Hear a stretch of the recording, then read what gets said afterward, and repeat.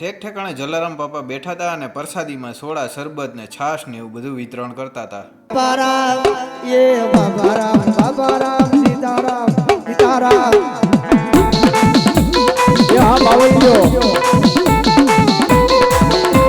તો આપણે પ્રસાદી લેતા જઈએ.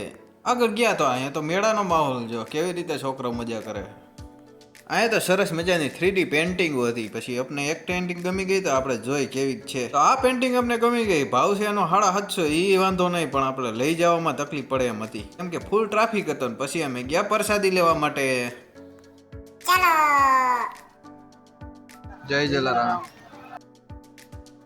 પ્રસાદીમાં ગુંદી, શાક રોટલી, ડાયર ભાત હતા. પ્રસાદી લઈને હાથ ધોઈને પાણી પીને આપણે કમ્પ્લીટ થઈ ગયા. અને પછી વિઠ્ઠલ કાકા આવ્યા એટલે પછી ભાગ્યા આપણે બજાર તરફ. તો આમાં કોને કોને ઠેકડા મારવા જવું છે? તો આજ તો જલારામ જયંતિ છે તો ભાવિ ભક્તો જો લીંબુ શરબત ને એવું હોત પાઈ છે. તો હાલો આપણે લીંબુ શરબત પીતા આવીએ. બધાય હો રૂપિયાના ટી શર્ટ છે. કોઈને જોતા હોય ને તો આવી જાજો વીરપુર.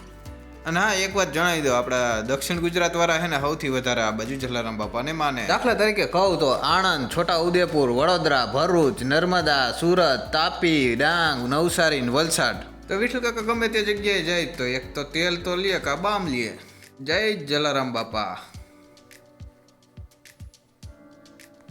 તો આ છે મંદિરનો ગેટ.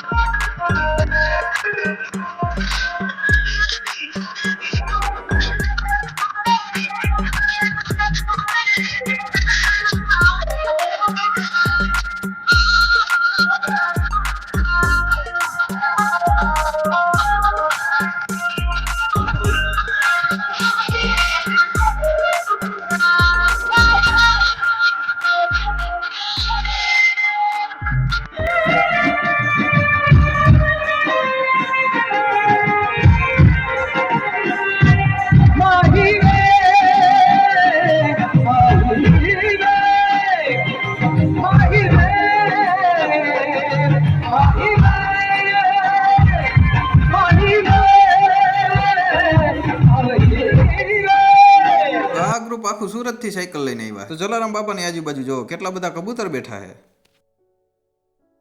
તો ચાલો અત્યારે 12:30 વાગ્યા છે ને હવે અમે નીકળીએ છીએ પાછા ઘર તરફ, એટલે કે વોરા કોટડા.